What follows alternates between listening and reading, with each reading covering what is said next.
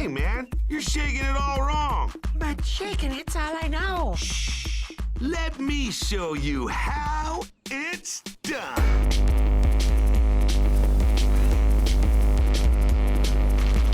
Oh, yeah. Ha-ha. Yeah. Woo. Your strength extraordinary.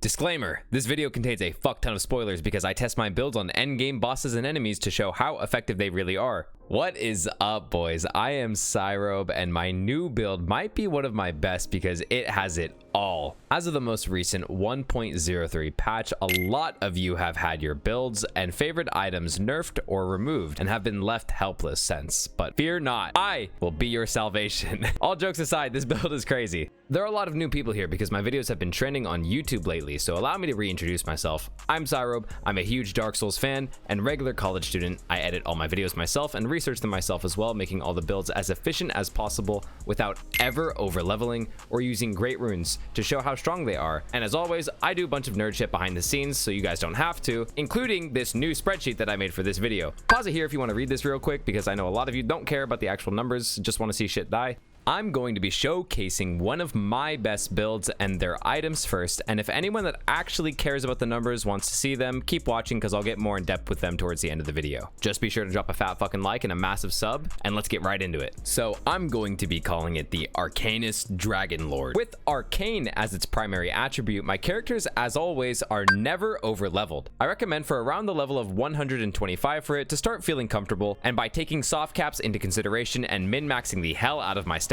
this build melts absolutely everything. It's primarily a build centered around PvE, making bosses a breeze, and is more broken than any of the most meta builds out there. I enjoy playing the game as hard as possible, so I never use these builds for myself, but just because I know not everyone is like me, nor do they need to be. You know, some people just want to have fun. I think the reason things like Moonveil and other meta builds get so much flack is that there are so many unique tools and assets in this game to get creative and find out what works and what doesn't. Keep in mind, Elden Ring is still a Souls game, and the purpose of my videos is to show that literally anything you do can be strong. There is no such thing as a bad build, only building inefficiently.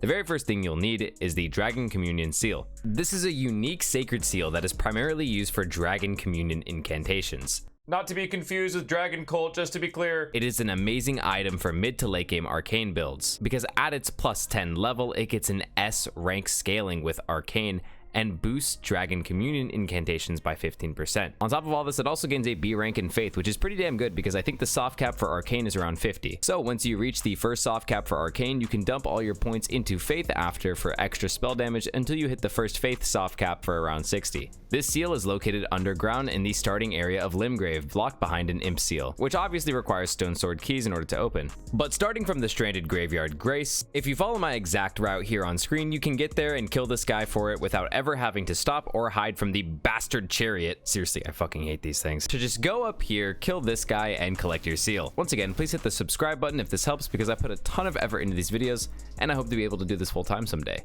The next thing you'll need is a good melee weapon. Provided that you are following my build exactly, you'll notice I have just barely enough dexterity and strength to utilize a few very good arcane weapons. But the best one for this build, in my opinion, is the Godskin Peeler. This weapon is really flashy and scales with dex. But when we put the Seppuku Ash of War on it, we can give it the Occult Affinity, which allows us to gain physical damage off our arcane stat, giving it a B tier scaling with Arcane, which ends up being a lot of damage anyways, for a build that is mostly focused around spell damage. At max plus 25 level, you should have at least 500 AR, and when Seppuku is active, you can proc bleed on most things in only 2 attacks, because Arcane also increases the rate at which bleed builds up faster. This build is very smart, and the equipment that I use for my build is usually whatever armor you want. I wear the dumbass silver tier mask because it provides plus 8 Arcane, but armor doesn't really matter aside from the stat boosting ones. For the talisman, I've done a lot of testing, but the best ones you'll need are the Marika's Source Seal, which gives 5 plus skill points to Mind, Intelligence, Faith, and Arcane each, and increases the damage you take by 15%. The next one you'll need is Phlox Canvas Talisman, which is the best version of this kind that adds a significant buff to all your incantations. The last one for damage will be the Magic Scorpion Charm, because not all, but the best dragon spells actually deal magic damage, and all these talismans will increase that damage. And finally, we have the 𝙀𝙋𝙋𝘼𝙉𝙿 icon, which should decrease the long cast time of dragon spells by roughly 10%. Which leads me to the last bit of the video, where I showcase exactly which dragon spells are the best, what spells you'll need, as well as when and how to use them. Starting off with the two best Dragon Communion incantations, Borealis Mist and Smaragd's Glintstone Breath. I've tested out every single Dragon Communion incantation, and these two are by far the best as they scale with Arcane and Faith to deal magic damage, and can further be increased by magic enhancing equipment. Plus, the other ones don't feel as good late game, and these two synergize extremely well. The best part about that synergy is that if you hit an enemy first with Borealis Mist, it rapidly builds up Frostbite, which reduces the enemies and even bosses' defensive stats by 20%. Both of these Dragon Breaths deal magic damage, and if you fill your Physics Flask with the Magic Shrouding Crack tier, it will allow you to gain an additional 20% magic damage buff for 3 minutes. As well as the Cerulean Hidden tier will allow you to cast the dragon spells with no mana cost for 10 seconds. Use Borealis Mist until you proc the Frostbite, and then you'll want to swap to Smaragd's Glintstone Breath, which is the highest DPS dragon breath spell late game. As far as my testings go, some of the other spells like Dragon Claw are bugged, and if you use anything to buff that spell, it actually loses 600 damage across the board. The Smaragds and Borealis Mist base damage are both extremely high, and there are so many other things that can increase your magic damage that don't apply to all the other spells, so stick with these two as your mana pool is limited. With these two spells, you can now shred bosses, but we're not done here. Let it be known that for the passive buff of Dragon Communion Seal, it actually does stack, and the level of it does not matter. As long as you have one equipped in your offhand, you'll get an additional 15% buff. I actually borrowed my girlfriend's for the testing of this video, and I confirm that the level of it doesn't matter. Just so long as you have it equipped in your offhand, you'll get the extra damage bonus for your communion spells. Speaking of her, this is a clip of her absolutely destroying the final boss in her second playthrough on New Game Plus. And as you can see, she absolutely deletes 𝙀𝙀𝙋𝙃 in less than 30 seconds for each phase, and was a very helpful experiment to prove that this build only gets better the longer you play, and that it's not just me that is able to use it. However, she was utilizing my build to the maximum and used 2 of the Dragon Communion Seals for my test, which I know most of you won't have access to, so I'll walk you through the required order of setup with only 1 seal so you can match my damage and know how you're supposed to use this in a real setting. The next few clips are me killing both Malenia and Godfrey with ease. Once again, this is a PvE oriented build focused on shredding through bosses because it requires a lot of setup.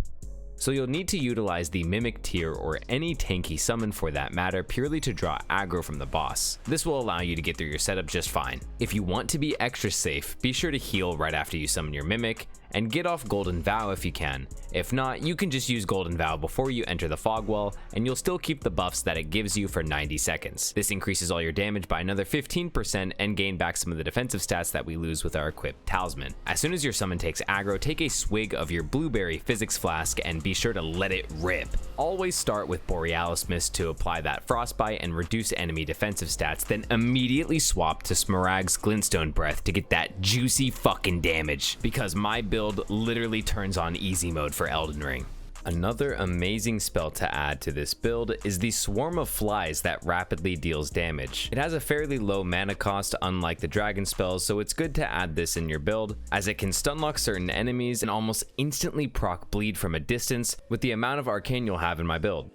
There is so much untapped creative potential for what Elden Ring is capable of, and I always see the same videos recycled every single day. So I try to make my videos insanely creative and unique, backed by math, and dope as fuck for everyone to enjoy. Because let's be honest though, the Glintstone Breath is fucking blue fire, okay? It's the coolest thing ever. I've put so much work into YouTube for you guys, and I'm super happy that my channel is exploding and that everyone fucks with my videos. I've gained almost 30,000 subscribers since Elden Ring released, and I know that unfortunately most people that are currently playing Elden Ring Won't be playing it as much within the next month or so, but just remember that once you beat the game, you can start what's called a New Game Plus up to 7 times on a single character, where players have the option of replaying the game with their current stats and gear. You don't lose anything except key items. Consecutive playthroughs bring new challenges and enemies have increased health and damage. It's also perfect to try something new, you know? There are so many videos on YouTube that you can use for reference and inspiration and go off from what everyone else is doing.